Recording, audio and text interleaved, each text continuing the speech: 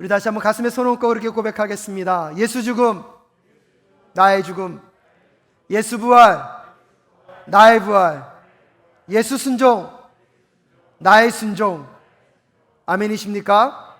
정말 예수 그리스도가 우리의 삶 가운데 가득 채워져 있을 때, 예수 그리스도가 우리의 삶 가운데 역사하고 있을 때, 여러분, 우리는 어떠한 어려움과 힘겨운 상황 속에서도 하나님과 동행하는 능력으로 넉넉하게 승리할 수 있습니다. 여러분, 이 한가위 추석이 그 어느 때보다 풍성한 날이기에 우리의 선조들과 우리의 선배들도 더도 말고 덜도 말고 한가위만 같아라. 하지만 여러분의 인생 속에 그 풍성과 하나님이 주시는 그 은혜를 경험하기를 원하십니까? 그렇다면 여러분의 삶 속에 예수의 죽음이 나의 죽음 되게 하시고 예수의 부활이 나의 부활 될 수 있도록 인도하여 주시옵소서. 예수의 순종이 나의 순종 되게 할 때 여러분의 삶을 인도하시는 그 하나님의 역사 속에서 세상이 줄 수 없는 그 풍성과 은혜를 여러분이 매 순간 경험하며 살아가게 될 줄로 믿습니다. 특별히 이번 추석 명절을 맞이하면서 가족들과 함께 그 풍성한 은혜가 더해지는 우리 성도님들 되실 수 있기를 간절히 소원합니다. 하지만 안타까운 것은 함께하고 싶지만 함께할 수 없는 상황이 코로나가 우리에게 계속 주고 있습니다. 코로나로 인하여서 우리가 예전에는 너무나 당연시 여겼던 것들이 당연해지지 않았습니다. 옛날에 그것을 누리는 것이 너무나 당연하였는데 어느 순간부터는 그것이 당연해지지 않았습니다. 언제나 만날 수 있을 것 같았던 가족들과 이제는 숫자가 제한되어서 만날 수밖에 없습니다. 언제나 예배를 드릴 때 내가 원하는 시간에 가면 기도하고 예배하고 찬양할 수 있었고 이 예배 공간이 제약된다는 것은 누구도 생각할 수 없었을 것입니다. 하지만 그런 결핍과 부족 속에서 우리는 너무나 당연했던 것들의 가치를 발견하게 됩니다. 너무나 당연했기에 그것이 소중한 것을 알지 못했던 우리들이 그것이 얼마나 소중하고 귀한 것인지를 깨닫게 됩니다. 그런 점에서 여러분, 결핍과 부족함은 힘들고 어려운 것이지만 무조건적으로 잘못되거나 나쁜 것만이 아님을 우리는 깨달을 필요가 있습니다. 모세가 하나님의 말씀과 하나님의 뜻을 따라 나름대로 무언가를 하려고 하였지만 그의 삶의 결과는 광야로 쫓겨날 수밖에 없는 것이었습니다. 그 광야 속에서 모세는 심각한 결핍과 부족을 경험합니다. 여러분, 광야를 좋아하는 사람이 누가 있겠습니까? 광야를 기뻐할 사람이 누가 있겠습니까? 하지만 신기한 것은 광야는 누구도 기뻐하지 않지만 누구도 피할 수 없는 길이 광야라는 사실을 우리는 또한 기억할 필요가 있습니다. 여러분, 우리는 코로나라는 이 새로운 광야를 지나가고 있습니다. 너무나 많은 사람들이 코로나를 통하여서 고통당하고 힘겨움 가운데 놓여 있습니다. 뉴스를 통하여서 오래 버티고 참다가 삶을 끝낼 수밖에 없었던 이야기를 들을 때마다 마음 한켠 저려오는 이 고통과 아픔을 어쩔 수가 없습니다. 어르신들도요, 집 밖을 나가지 못하고 집 안에서만 생활하고 옛날에 그나마 만났던 사람들조차 만나지 못하면서 어르신 스스로가 자기가 우울에 빠져 있다는 것조차를 인식하지 못할 정도로 그 마음의 힘겨움의 짐을 가지고 살아가는 분들이 많다고 합니다. 그래서 이번 10월에 여러분, 넉넉해서도 아니고 할 수 있어서도 아니라 힘들고 어려운 중에서도 그런 어려운 분들에게 혹시나 도움이 될까봐 아름다운 동행을 기도하고 준비하려고 합니다. 여러분들도 함께 기도해 주시고, 여러분 모든 분들이 다 참석할 수는 없겠지만 그래도 어려움과 힘겨움 가운데 있는 그 어려운 어른들에게 잠깐의 쉼과 여러분 숨의 시간이 되는 과정들이 될 수 있기를 간절히 소원합니다. 그럼에도 불구하고 이 코로나는요, 감당하기 쉽지 않은 광야입니다. 오늘 그 광야를 지나가고 있는 우리 성도님들에게 모세의 광야 이야기를 통하여서 하나님이 또 우리에게 전달하고자 하는 그 메시지가 있다면 그 메시지를 품고 모세가 그 광야를 지혜롭게 지나갔던 것처럼 우리 성도님들도 우리의 삶 앞에 놓여있는 광야를 지혜롭게 지나가는 그 지혜를 얻는 오늘 이 시간 되실 수 있기를 간절히 소원합니다. 그런 점에서 첫 번째로 광야를 통하여서요, 하나님은 우리의 내면에 있는 것들을 점검하기를 원하십니다. 모세는 바로의 광궁에서 왕자로 살았습니다. 풍성했고 그의 삶 속에 부족함이라는 것은 있을 수가 없었습니다. 하지만 그럼에도 불구하고 그의 육적인 신분은 왕자였지만 그의 영적인 정체성은 하나님 나라의 백성이었습니다. 그러기에 그 왕자로 사는 그 삶의 풍요로움과 넉넉함 속에 만족하지 않고 하나님이 나를 이 왕자의 자리에 부르신 이유와 목적이 있다는 것을 그는 고민하고 생각하며 살았습니다. 그러기에 왕자임에도 불구하고 히브리 민족이라는 그 민족의 정체성 때문에 사람들이 경계하고 핍박하고 차별을 가하는 그 어려움과 힘겨움을 그 이집트 왕궁에서 그는 견뎌낼 수 있었던 것입니다. 오직 하나님이 나를 통하여서 나의 사랑하는 민족 이스라엘 민족들을 이 고통과 고난의 터널에서 건져내실 것을 그는 믿었기 때문입니다. 오랜 기다림과 결심 속에서 그의 나이 40세가 되었을 때에 모세는 이제 자신의 힘과 능력으로 하나님의 일을 감행해도 된다라고 생각했던 것 같습니다. 그래서 사도행전 7장 25절 말씀에 보면 모세가 어떻게 이 상황을 생각하고 있는지를 이렇게 해석해주고 있습니다. 지난주에도 읽었는데요, 우리 함께 읽어볼까요? 사도행전 7장 25절 말씀입니다. 그는 자기 동포가 하나님이 자기 손을 빌어서 그들을 구하여 주신다는 것을 깨닫을 것으로 생각하였는데 그들은 깨닫지 못하였습니다.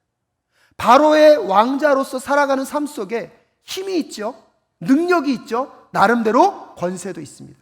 이 정도라면 내가 나의 민족 이스라엘을 하나님이 원하시는 대로 건져낼 수 있지 않을까라고 생각하면서, 여러분, 히브리 사람들이 서로 싸우고 있을 때, 아니 히브리 사람과 이집트 사람이 싸우고 있을 때 이집트 사람을 쳐 죽입니다. 그때 모세의 기대는 뭐라고요?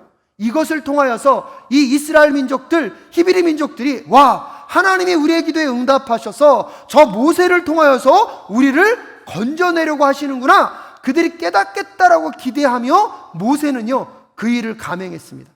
하지만 그 일로 인하여서 결국 모세는 살인자가 됐고요, 그 살인자의 오명을 갖고 광야로 쫓겨날 수밖에 없었습니다. 모세는 자신을 위해서 그 일을 한 것이 아닙니다. 하나님을 위해서 그 일을 감당했습니다. 자신의 유익을 위해서 한 것이 아닙니다. 자기 민족 히브리 사람들을 위하여서 그 일을 감당한 것입니다. 하지만 경을과는 그의 노력과 중심을 알아준 것이 아니라 오히려 그의 민족으로부터 배신을 당하고 그 민족으로부터 그가 살인자라는 것이 밝히 드러나면서 광야로 내쫓겨서 지금 왕궁에서 살던 화려한 모든 편안함의 삶을 다 내려놓고 광야에서 결핍과 고통과 어려움의 시간을 지나가고 있습니다. 여러분, 한번 상상해 보십시오. 광야에서 모세가 어떠한 결심을 했을까요? 광야에서 모세가 어떤 마음을 품었을까요? 내가 이제 저렇게 어렵고 힘든 사람을 도우려고 한다면 나는 이제 성을 갈겠다. 내가 다시 어려움과 힘겨움 가운데 놓여있던 사람들을 내가 발견했는데 그를 도와주면 나는 사람도 아니다. 왜요? 정작 좋은 일을 하려다가 지금 자기가 어디로 쫓겨났습니까? 광야로 쫓겨나는 상황 가운데 놓여있지 않습니까? 여러분, 이것이요 보통 사람들이 보일 수 있는 반응일 것입니다. 그런데 오늘 광야에서 모세는 어떻게 반응하고 있습니까? 오늘 본문 말씀 16절과 17절 말씀을 함께 읽겠습니다. 시작. 미디안 제사장에게 7딸이 있었는데 그 딸들이 그리로 와서 물을 길어 구유에 부으며 아버지의 양떼에게 물을 먹이려고 하였다. 그런데 목자들이 나타나서 그들을 쫓아버렸다. 그래서 모세가 일어나서 그 딸들을 도와 양떼에게 물을 먹였다. 광야에서 모세의 삶이 만만치 않았을 것입니다. 여러분, 히브리 민족을 돕다가 고통과 억압받는 사람들을 돕다가 왕자라는 그 풍성한 자리도 쫓겨나고 광야에서 힘들고 어려운 생활을 하고 있습니다. 자기도 힘들어 죽겠는데 지금 어느 날 우물 곁에 앉았는데 7 여인이 목자로서 양을 치고 있는데 물을 먹이려고 하는데 더 힘센 목자들이 와서 그 여인 목자들을 내쫓고 물을 못 마시게 합니다. 그 상황을 보자마자 모세는 어떻게 행동하고 있습니까? 그 어려운 사람들을 도와 그들에게 물을 먹여주고 있습니다. 오늘 18절 말씀해 보니까요, 그 목자들의 아버지 되시는 느우엘이 그들이 일찍 돌아온 것을 보고 이렇게 놀랍니다. 너희가 오늘 어떻게 이렇게 일찍 돌아왔느냐 놀라는 걸 보면 아마 그 여인들은 그 목자들로서 물을 먹일 때마다 힘 있는 사람들이 먼저 그 우물을 다 사용하고 아마 맨 마지막에 우물을 사용하다가 매번 집에 늦게 온 것 같습니다. 아빠도 그걸 알고 있습니다. 근데 어느 날 그 딸들이 집에 돌아왔는데 평소보다 일찍 돌아온 것입니다. 그러니까 아빠가 그 딸들에게 묻습니다. 너희들이 어떻게 하여서 이렇게 일찍 올 수 있었느냐? 그때 그 딸들이 뭐라고 대답합니까? 19절 말씀 한번 보십시오. 함께 읽겠습니다. 시작. 그들이 대답하였다. 어떤 이집트 사람이 목자들의 손에서 우리를 구하여 주고 우리를 도와서 물까지 길어 양떼에게 먹였습니다. 여러분, 모세를 가만히 생각해 보십시오. 한때 잘 나가던 왕자의 삶을 살았습니다. 사람들을 돕다가 자기를 위해서가 아닙니다. 민족의 고통과 아픔의 이야기를 도와주려다가 살인자의 오명까지 쓰고 광야로 내쫓겨서 그의 삶에 누릴 수 있는 평강, 편안, 모든 것들을 다 잃어버렸습니다. 그런데 그 광야에서 자기 혼자 사는 것도 힘든데 오늘 어떠한 여인들이 어려움에 처하니까 그 여인들을 남성들의 목자로부터 구해낼 뿐만 아니라 목자들이 그 양에게 물을 먹이는 것까지 뭐 했다는 것입니까? 도와주고 있습니다. 여러분, 이것을 통하여서 오늘 우리들은 모세의 중심 가운데 무엇이 있는지를 알 수 있습니다. 왕자로 살 때, 내가 넉넉할 때, 내가 풍요로울 때 누구에게 친절을 베푸는 것은 누구나 할 수 있는 것입니다. 내가 하나님께 기도했는데 그 기도한 것마다 하나님이 다 응답해 주셨습니다. 그럼 우리는 뭐라고 얘기할까요? 아무 말도 안 하실 겁니까? 여러분의 기도대로 하나님이 다 응답해 주셨습니다. 그럼 뭐라고 하시겠습니까? 할렐루야! 감사합니다! 아멘이십니까? 그런데 여러분, 하나님이 여러분의 기도에 응답해 주지 않으셨을 때 여러분 할렐루야 하실 수 있으십니까? 감사할 수 있으십니까? 나도 힘들어 죽겠는데 내 주변의 이웃에 무언가를 도울 수 있겠습니까? 여러분 기억하셔야 합니다. 넉넉할 때, 내가 풍족할 때 하는 것이 내 중심이 아니라 내가 어렵고 힘들 때, 내 기대와 다른 상황 속에서도 내가 무언가를 할 수 있다면 그것이 우리의 내면에 있는 것임을 깨닫는 이 시간 되실 수 있기를 주님의 이름으로 축복합니다. 최소한 모세의 마음 가운데 하나님의 사랑, 하나님의 마음이 있었기에 여러분 모세는요 왕자로 살 때도 가난하고 소외된 자들, 억압받는 자들을 도울 수 있었고요, 광야에서 힘들고 어려운 상황에 놓여 있음에도 불구하고 그의 중심 가운데 하나님의 마음이 있었기에 소외된 자들, 어려운 자들을 향하여서 기꺼이 돕고 그들을 살리려고 했던 그 모세의 중심의 마음을 깨닫는 이 시간 되실 수 있기를 주님의 이름으로 축복합니다. 왜냐하면 모세가요 민족의 지도자가 될 수 있는 비결이 거기에 있거든요. 그의 중심 가운데 누가 있었기 때문입니까? 하나님의 마음이 있었기 때문입니다. 그래서 히브리서 11장 24절부터 27절까지의 말씀에 보면 모세에 대해서 이렇게 평가하고 있는 것입니다. 히브리서 11장 24절 27절 말씀 띄워주세요. 제가 읽겠습니다. 믿음으로 모세는 어린이 되었을 때에 바로 왕의 공주의 아들이라 불리기를 거절하였습니다. 오히려 그는 잠시 죄의 향락을 누리는 것보다 하나님의 백성과 함께 학대받는 길을 택하였습니다. 모세는 그리스도를 위하여 받는 모욕을 이집트의 재물보다 더 값진 것으로 여겼습니다. 그는 장차 받을 상을 내다보고 있었던 것입니다. 27절 함께 읽을까요? 시작. 믿음으로 그는 왕의 분노를 두려워하지 않고 이집트를 떠났습니다. 그는 보이지 않는 분을 마치 보는 듯이 바라보면서 견디어 냈습니다. 아멘. 오늘 모세의 여정 속에 그의 중심 가운데 누가 있었습니까? 하나님이 있었습니다. 하나님의 마음이 있었기 때문에 왕자로 넉넉할 때도 사람들을 도울 수 있었고, 광야에서 힘들고 어려운 중에도 어려운 사람을 도울 수 있었던 사람, 그 사람이 누구입니까? 모세인 것입니다. 그런데 이 마음이 곧 누구의 마음입니까? 하나님의 마음입니다. 온 인류가 죄로 인하여서 저주와 멸망 가운데 살아갈 수밖에 없고, 그들이 죄로 인하여 고통받고 신음받는 것들이 너무나 안타까워서 하나님은 그냥 계실 수 없었습니다. 하나님이셨지만 인간의 몸을 이 땅 가운데 입고 오셔서 우리를 위하여서 희생하시고 낮아지시고 그를 죽기까지 내어주신 그 사랑, 그것이 하나님의 사랑입니다.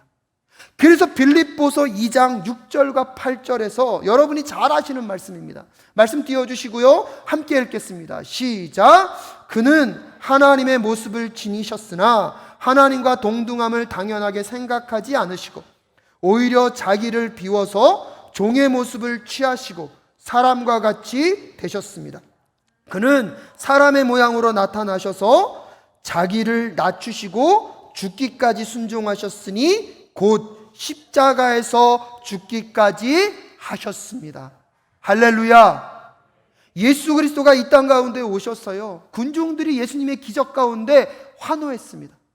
그때도 그들을 사랑하셨지만 그 군중들의 마음이 바뀌어가지고요, 어느 순간 예수를 십자가에 못 박아 죽게 하라고 말하는 그 순간에도 예수님은 똑같이 그들을 사랑하셨습니다. 제자들과 3년여 동안 함께 먹고 마시며 제자들과 동고동락 하실 때도 그들을 사랑하셨지만 예수님이 십자가에 달리실 때 제자들이 배신하고 다 도망갔을 때도 예수님은 그들을 사랑하셨습니다. 그것이 하나님의 마음이고 하나님의 사랑입니다. 이 광야 속에서 오늘 모세의 중심 가운데 그 하나님의 사랑, 하나님의 마음이 있다는 것을 우리는 확인할 수 있습니다. 사랑하는 여러분, 여러분의 삶 속에서 그런 어려움과 힘겨움, 고난의 터널을 지나갈 수밖에 없을 때, 여러분 그럼에도 불구하고 하나님이 우리에게 명령하시는 그 사랑을 표현함으로 우리 안에 있는 중심을 드러내고 확증하는 여러분들 되실 수 있기를 주님의 이름으로 축복합니다. 사랑교회가 재정적으로 넉넉할 때 이웃을 돕는 것도 중요하지만 힘들고 어려울 때도 하나님이 우리에게 명령하신 그 사랑을 이웃들에게 나누는 우리 모두가 될 수 있기를 주님의 이름으로 축복합니다. 사랑교회가 넉넉해서 카이로스를 시작했습니까? 아닙니다. 장로님의 기도와 성도님들의 헌신 속에서 카이로스가 시작되었습니다. 근데 여러분, 이번 주에요, 제가 너무 기분이 좋은 게 여태까지 제가 카이로스 이용한 중에서요, 테이블이 꽉 찼더라고요. 동네 분들이요 다 와서 즐겁게 놀고 이야기하시고 아이들까지 왔더라고요. 앞에 봉제공장 사장님이요, 자기들이 받는 게 너무 미안해서 이거 조금이라도 나누겠다고 옷 4벌이나 갖다 주셨습니다. 여러분, 순곡중학교에서 우리와 함께 자연운동 캠페인 하겠다고 우유팩 같이 모으고 같이 자연환경 나누자고. 여러분, 이 사랑이 어디로부터 시작된 것입니까? 넉넉할 때 있기 때문이 아니라 우리도 힘들고 어렵지만 이웃들과 사랑을 나누고 그들과 함께 하겠다는 그 중심 속에서 하나님의 역사가 이 하얼곡 땅에 이미 이루어지고 펼쳐지고 있는 줄로 믿습니다. 그러게 여러분에게도 묻고 싶습니다. 나도 코로나 속에 힘들고 어렵지만 나만 힘들지 않으면 돼, 나만 안전하면 돼. 여러분, 그것은 하나님의 마음이 아닙니다. 오히려 지금 힘들고 어려울 때에 나보다 더 힘들고 어려운 어르신들을 돌아보고 주변의 이웃들과 소외되고 가난한 자들과 힘겨운 자들을 돌아봄으로 우리 중심 가운데 있는 하나님의 중심을 확인하며 나아가는 우리 모든 성도님들 되실 수 있기를 주님의 이름으로 축복합니다. 청년들하고요, 전도여행 가고 선교 가면요 다 드러납니다. 교회 안에서는 그렇게 고상하고 친절했던 친구들이요, 선교 가서 여러분 조금 힘들어지잖아요. 자기의 내면의 것들이요 다 드러납니다. 작년에는 못 갔는데요, 재작년에는 저희가 고흥으로 갔거든요. 우리 권사님들 청년들 밥 해주시겠다고 오셔가지고 그 불편한데 그 더운데 밥을 얼마나 열심히 준비하시는지, 동네 분들요 다 먹이신다고요 얼마나 수고하셨습니까? 제가 어떤 분은 기부싸고 하는 것도 봤어요. 근데요 표정이요 계속 밝아요. 그건 진심입니까? 거짓입니까? 청년들이요 아이들하고 놀이공원 갔다 왔는데요, 제가 보기엔 진이 다 빠진 것 같아요. 근데요 마을로 들어오는데요 환하게 웃으면서 목사님 하는데요, 야, 이게 진심이구나. 어려운 환경 속에서 우리의 내면의 진실을 확인할 수 있습니다. 교회 생활 열심히 하는 중에 사람들이 칭찬하지 않고 인정해주지 않을 때, 내가 열심히 섬겼는데 나에게 돌아오는 것은 칭찬이 아니라 오해와 손가락질과 때때로 내 의도와 다른 무언가에 대한 오해를 받을 때, 여러분, 그럼에도 불구하고 교회를 섬겨가는 그 중심 속에 하나님의 마음이 담겨 있음을 확인하며 나아가는 우리 모두가 될 수 있기를 주님의 이름으로 축복합니다. 여러분의 삶 속에서도 최선을 다했고 열심을 다했는데, 여러분, 그 일이 잘 안 될 때 여러분 그 일에 어떻게 반응하고 계십니까? 상황과 여건과 상관없이, 넉넉함과 가난함과 상관없이, 부함과 가난함과 상관없이 여러분 중심 가운데 하나님의 마음이 계시다면 하나님이 원하시는 그 일들을 꾸준히 해나가는 우리 모두가 될 수 있기를 주님의 이름으로 축복합니다. 하나님은 그런 사람들을 사용하십니다. 하나님은 그 마음을 통하여서 하나님의 위대한 일들을 이 땅 가운데 펼쳐 가실 줄로 믿습니다. 그러게 광야 속에서 힘들다고 낭망하지 마십시오. 아무것도 없다라고 여러분 좌절하지 마십시오. 오히려 없기 때문에 하나님의 진심을 나타낼 수 있는 것입니다. 가난하고 연약하기 때문에 하나님의 원하심을 그 누구보다 강력하게 드러낼 수 있다는 사실을 꼭 기억하시고, 광야 속에서 내 내면에 있는 진심을 여러분 하나님의 말씀에 순종함으로 드러내는 우리 모두가 될 수 있기를 주님의 이름으로 축복합니다. 왜냐하면 두 번째로 여러분, 그 광야를 통해서 하나님은요 우리를 다듬어 가시고 성장시켜 가시기 때문입니다. 사실 오늘 본문에서는 이 출애굽기 기자가 그걸 강조하진 않아요. 근데 여러분, 성경을 자세히 읽다 보면 어떤 변화가 있냐면, 모세가 처음 자기의 힘과 능력으로 히브리 민족을 구원하려고 할 때는 무슨 사건이 벌어집니까? 살인 사건이 벌어집니다.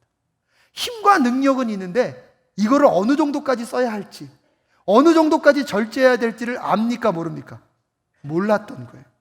근데 여러분, 오늘 이 광야 안에서 이 모세가 훈련되어지고 다듬어지면서 오늘 자기가 자기의 힘을 사용했는데, 그 힘을 지혜롭게 사용하다 보니까 목자들을 다 쫓아내고 그 연약한 자들이 그 물을 먹도록 뭐하고 있습니까? 돕고 있습니다. 출애굽기를 가만히 읽다 보면 여러분, 모세가 이집트로부터 쫓겨나고 광야에서 바로 우리는 누구를 만났다고 생각합니까? 이 장인을 만났다고 생각합니다. 근데 여러분, 오늘 여러분과 함께 읽은 15절에서 어느 날 그가 우물가에 앉아있을 때이다 라고 얘기할 때, 그 어느 날이 몇 년이 지났는지, 몇 달이 지났는지, 며칠이 지났는지 우리가 알 수 있습니까, 없습니까? 알 수 없습니다. 근데 가만히 이 말씀을 묵상하다 보니까 이 어느 날은 이집트로부터 바로 나와서 광야로 오자마자 그의 장인의 가족을 만난 것이 아니라, 모세가 광야를 계속 떠돌았겠죠. 힘들고 어렵게 살았겠죠. 거기서 그의 내면을 하나님이 만지시고 다듬으셨겠죠. 그래서 모세가 자기 힘을 어떻게 사용해야 하는지 하나님이 성장시키시고 성숙시키시고 난 이후에 어느 날이 되었을 때, 우물에 있을 때 그들이 도울 수 있는 그 여인들을 하나님이 만나게 하십니다. 그래서 오늘 본문을 가만히 읽다 보면 두 번째로 하나님은 그 광야를 통하여서 하나님이 사람들이 그들이 갖고 있는 힘, 실력, 능력들을 지혜롭게 사용하도록 훈련하신다는 사실을 꼭 기억하실 수 있기를 간절히 부탁드립니다. 그렇기 때문에 여러분, 광야는 누구나 피해가고 싶은 길이지만 피해갈 수 없는 길인과 동시에 그 광야를 통하여서 여러분이 갖고 있는 것이 진정 여러분에게 복이 되도록 만드시는 하나님의 은혜가 있음을 꼭 깨닫는 이 시간 되실 수 있기를 주님의 이름으로 축복합니다. 광야 없이 갖는 것, 결국 여러분 이집트에서 살인자의 오명을 쓰지 않습니까? 하지만 광야를 통하여서 모세가 그의 힘과 능력과 하나님이 주신 달란트가 훈련되어지고 다듬어지니까요, 나중에 여러분 바로의 왕자, 바로의 그 궁전 앞에서 하나님의 권능과 능력으로 이집트를 무너뜨리게 하고 하나님의 위대한 리더로서 이스라엘 민족의 구원자로 쓰임받을 수 있었던 그 모세의 삶에는 광야의 여정이 있었기 때문임을 꼭 기억하실 수 있기를 주님의 이름으로 축복합니다. 그러게 혹시 여러분의 삶 속에 여러분의 기대와 다른 삶의 어려움과 힘겨움의 터널을 지나가고 계십니까? 혹시 그것이 여러분의 건강의 문제입니까? 재산의 문제입니까? 자녀의 문제입니까? 직장의 문제입니까? 사업터의 문제입니까? 여러분, 그 광야는 누구도 가고 싶지 않은 길이지만 그 광야를 지혜롭게 견뎌내실 수 있기를 주님의 이름으로 축복합니다. 그 광야를 통하여서 하나님은 하나님의 백성들을 준비하고 계십니다. 하나님의 사람들이 하나님의 힘과 능력을 제대로 쓸 수 있도록 하나님이 성숙시켜가고 계신 줄로 믿습니다. 그러기에 그 광야 속에서 하나님을 만나고 하나님으로 인하여서 성장되어져 가는 우리 모든 성도님들과 여러분들의 자녀 되실 수 있기를 주님의 이름으로 축복합니다. 그리고 세 번째로, 광야에서 우리는 비로소 우리가 보아야 할 중요한 것들, 중요한 가치들을 발견하게 됩니다. 모세가 이제 미디안에서도 정착하게 되었습니다. 오늘 보면 21절에 보니까 르우엘은 모세가 기꺼이 자기와 함께 살겠다고 하므로 자기 딸 십보라를 모세와 결혼하게 하였습니다. 22절 말씀 함께 읽을까요? 시작. 십보라가 아들을 낳으니 모세는 내가 낯선 땅에서 나그네가 되었구나 하면서 아들의 이름을 게르솜이라고 지었다라고 얘기하고 있습니다. 자녀가 나왔을 때 자녀에게 이름을 지어주는 것은 그의 인생의 삶의 고백을 심어주는 것입니다. 자기의 정체성, 자기가 깨달은 바의 그 은혜를 자녀들에게 심어주고 있는 것입니다. 오늘 모세가 아들을 낳습니다. 아들의 이름을 뭐라고 졌다고요? 게르솜이라고 짓습니다. 근데 여기서 이 게르라는 뜻이 뭐냐면 거류하는 외국인, 정착한 이주자라는 뜻입니다. 그래서 오늘 22절에서도 분명히 설명하고 있는 게 내가 낯선 땅에서 나그네가 되었다는 것을 비로소 누가 깨달았다는 것입니까? 모세가 깨달았다는 것입니다. 여러분, 바로의 왕자로 살 때, 그 왕궁에서의 화려한 삶을 살 때, 야, 이것에서 영원히 살았으면 좋겠다. 이것이 내 삶의 모든 것인 것처럼 이것만 있으면 내 삶이 안전할 수 있다고 생각했던 그 모세. 하지만 정작 광야에 나와서 모든 것을 다 잃고 나서 보니까 그런 것들도 다 의미가 없고 허무하더라. 광야에 와 보니까 정말로 중요한 게 여러분, 집과 차와 돈과 명예와 여러분 세상적인 권세가 아니라는 거예요. 광야에서 만나보니까 하나님이 나와 동행하시면 모든 것이 나에게 있는 것임을 깨닫게 된다는 것이에요. 광야에 나와 보니까 내가 이 땅에서 사는 사람이 아니라 영원한 본향을 향하여 가고 있는 이 땅에 속한 자가 아니라 나그네라는 것을 깨닫게 되었다는 것입니다. 사랑하는 여러분, 그때 우리는 자유할 수 있는 거예요. 이 땅에서 내가 정말로 소중한 게 무엇이고 이 땅에서 내가 누구인지를 깨닫게 될 때 우리는 진정으로 뭐 할 수 있습니까? 자유할 수 있습니다. 여러분의 삶에 걱정과 염려와 근심이 어디로부터 옵니까? 여러분, 무언가가 있는 자가 염려하고 걱정합니다. 왜요? 이것을 무엇할까 봐? 잃어버릴까 봐. 여러분, 모세는요 한나라의 왕자로서 모든 걸 다 가져본 자입니다. 그러고 그 권력 투쟁 앞에 있어 왔던 사람입니다. 왜 싸웁니까? 잃어버릴 것이 두려우니까요. 근데 광야에서 다 잃어버리니까 두려움이 사라집니다. 왜요? 지킬 것이 없으니까. 사랑하는 여러분, 오늘 여러분의 삶에 여러분은 무엇 때문에 걱정하고 근심하십니까? 여러분이 붙잡고 있는 그것은 왜 붙잡고 있는 것입니까? 마치 우리가 이 땅에서 영원히 살 것처럼 생각하고 있기 때문입니다. 우리는 나그네가 아니라 이 땅에서 영원히 살 사람처럼 생각하니까 그게 너무나 소중합니다. 그거 없으면 못 살 것 같고 그거 없으면 죽을 것 같습니다.